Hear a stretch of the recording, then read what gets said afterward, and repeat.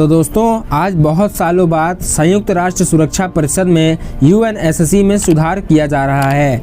और दोस्तों यूएनएससी में भारत कई सालों से एक प्रतिनिधि सदस्य है और भारत कई सालों से एक फुल वीटो पावर कंट्री बनने के लिए दावेदारी करता आ रहा है। लेकिन एक चीन की ही वीटो पावर से हमेशा भारत रुकता रहा और भारत को वीटो पावर कंट्री बनने का सपना अधूरा रह जाता था।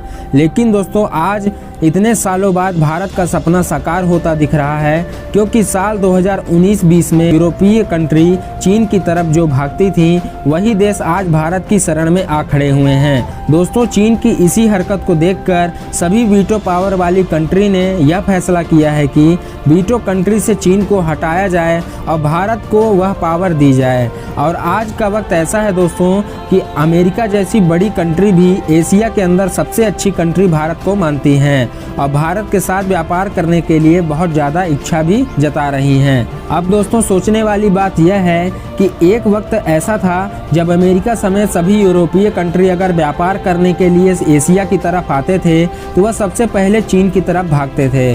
और आज का वक्त है दोस्तों कि अमेरिका जैसी सुपर पावर कंट्री भी भारत से हाथ मिलाने के लिए तरस रही है। और दोस्तों यही भारत के लिए एक गोल्डन समय है और इस समय भारत ही एशिया के अंदर एक ऐसी मात्र कंट्री है जिसके साथ यूरोप की सभी कंट्री व्यापार करने के लिए इच्छुक हैं। और इस वक्त भारत जो भी डिमांड पश्चिमी देशों के सामने रखेगा वह अमेरिका समेत सभी मानेंगे।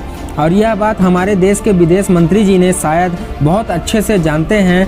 इसीलिए दोस्तों अब भारत ने एक वीटो पावर कंट्री बनने की मुहिम और भी तेज कर दी है। एस जयशंकर जी ने यूएन में यूएनएससी को सुधार का प्रस्ताव पारित कर दिया है। एस जयशंकर जी ने इसलिए ऐसा प्रस्ताव दिया है दोस्तों क्योंकि जब भी भारत की तरफ से भारत को वीटो देने का प्रस्ताव यूएनएससी में दिया जाता था तो चीन अपनी वीटो यूज करके प्रस्ताव को तुरंत ही खारिज करा देता था। लेकिन इस प्रस्ताव में दोस्तों चीन बुरा फंस गया है, क्योंकि यह प्रस्ताव चीन खारिज नहीं कर सकता, क्योंकि यह प्रस्ताव स्वयं यूएनएससी से संबंधित है। और भारत का साथ देते हुए अमेरिका ने भी कहा है कि यह सुधार जरूरी है जिससे कि आज की समय की ज़रूरत पूरी हो पाए।